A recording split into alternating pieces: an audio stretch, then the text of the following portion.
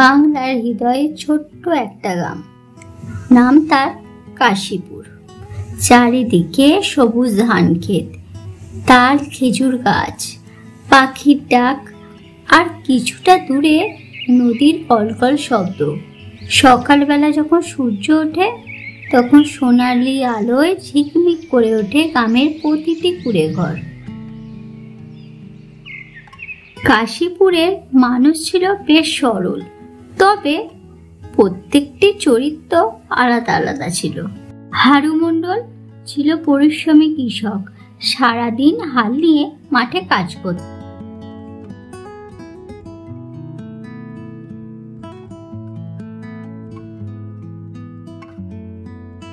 তার স্ত্রী কমলা শান্ত স্বভাবের হলেও মাঝে মাঝে বকাঝকা করতে বেশ ভালোই বাসত। আর হারু মণ্ডলের ছেলে গোপাল ছিল বেশ দুষ্টু, সারাক্ষণ খেলা আর কৌতুকের মধ্যেই মেতে থাকতো সে। তাদের গরু গোপী গ্রামের বিখ্যাত ছিল, খায় খুব বেশি কিন্তু কাজ করে কম। গ্রামে আরো নানা চরিত্র ছিল। পটল দত্ত গ্রামের মহাজন, লম্বা গোঁফ ঘুরিয়ে হাঁটে আর সব সময় ভাবে কিভাবে অন্যের জিনিস নিজের করে নেওয়া যায়।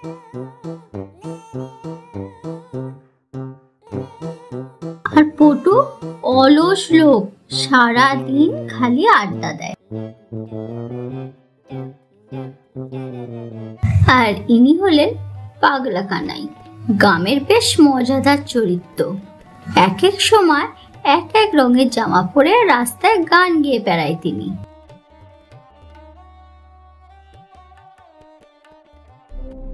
আর ছিল বুড়ি দাইমা, গ্রামের সব গল্প তার মুখে শুনলেই মনে হতো রূপকথা জীবন্ত হয়ে উঠেছে। কাশীপুরের দিনগুলো কাটতো হাসি আনন্দে। সকালে মাঠে হাল চাষ, দুপুরে পুকুরের স্নান,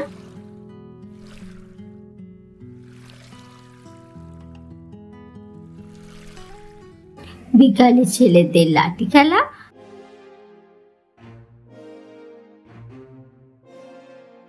আর মেয়েদের হাঁস মুরগি সামলানো। এইসব নিয়েই গ্রামের জীবন বেশ চলত।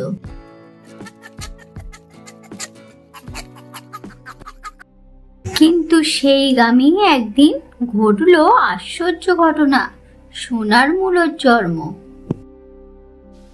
একদিন ভোরবেলা আষাঢ় মাসের হালকা বৃষ্টির পর মাটিতে তখনও জল টলমল করছে।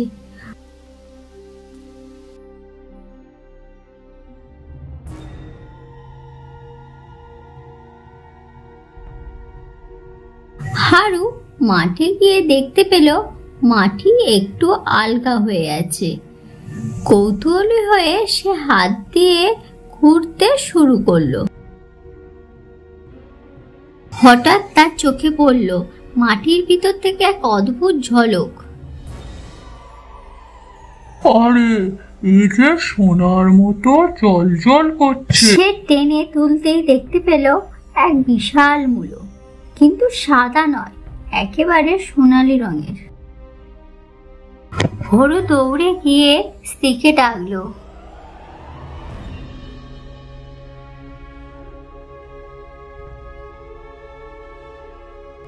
ওগো কমলা, দেখো তো আমি কি পাইলাম। হায় ভগবান, এ আবার কেমন মূলো? এ তো আস্ত সোনার মতো। বাবা বাবা, এ মূলো দিয়ে আমি বিশাল একটা বাঘের খেলনা কিনবো। শোনো হলু, এই জিনিসটা সাধারণ না, লুকিয়ে রাখো, নইলে কামের যদি কেউ দেখে ফেলে সর্বনাশ হয়ে যাবে। ঠিকই বলেছ, এ জিনিস হয়তো ঈশ্বরের আশীর্বাদ, আবার হয়তো পরীক্ষাও হতে পারে। লোক করলে কি ক্ষতি হবে? তারা মূলোটাকে বাড়ির ভিতরে লুকিয়ে রাখলো।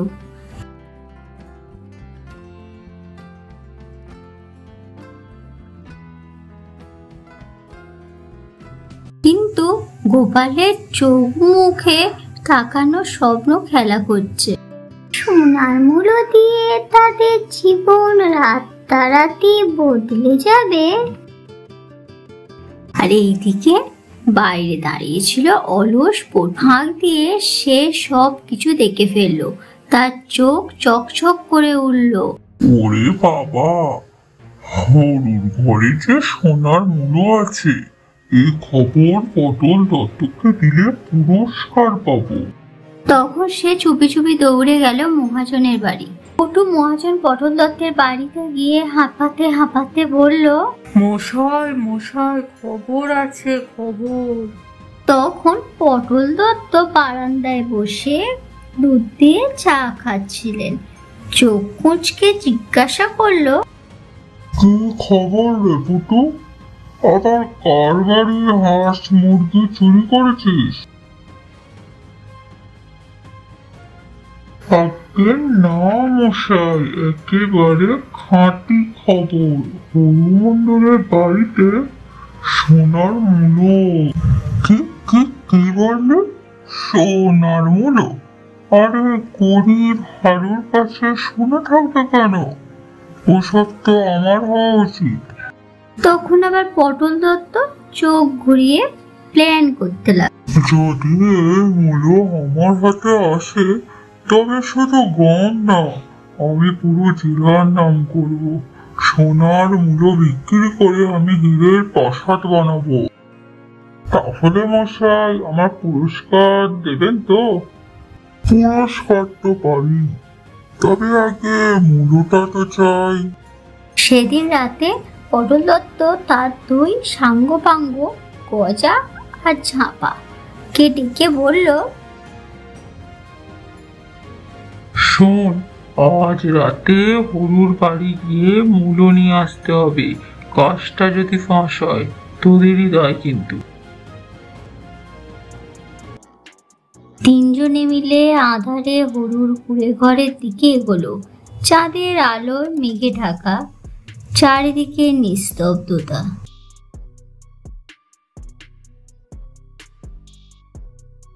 তখন হরুর ঘরের ভিতরে সবাই ঘুমাচ্ছে।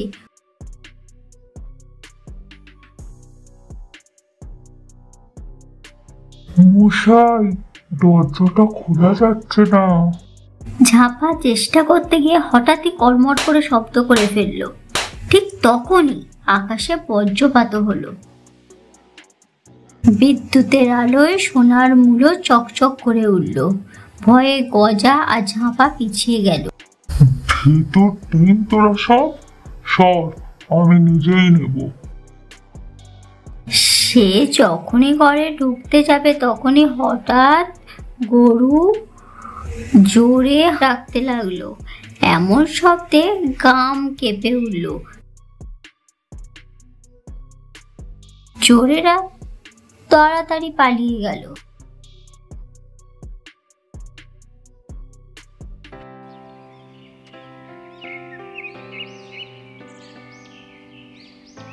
পরের দিন সকালে হরু অবাক হয়ে দেখল দরজার বাইরে মানুষের ছাপ। কমলা ভয় পেয়ে বলল, দেখো, কেউ চুরি করতে এসেছিল। হ্যাঁ, আমি বলেছিলাম তো, এই জিনিস সাধারণ নয়। এখন বুঝতে পারছি বিপদ আসছে। মূল্যটা পাওয়ার আগে আমি হার মানব না। লোকেরা যেমন করেই হোক নিজের ভাগ্য নিজে কুড়ায়। কেমন লাগলো বন্ধুরা এই সোনার মূল্য গল্পটি? সোনার মূল্য গল্পটি যদি পুরো দেখতে চাও দ্বিতীয় পর্ব, তাহলে অবশ্যই চ্যানেলটিকে সাবস্ক্রাইব করো। গল্পটা ভালো লাগলে লাইক করো।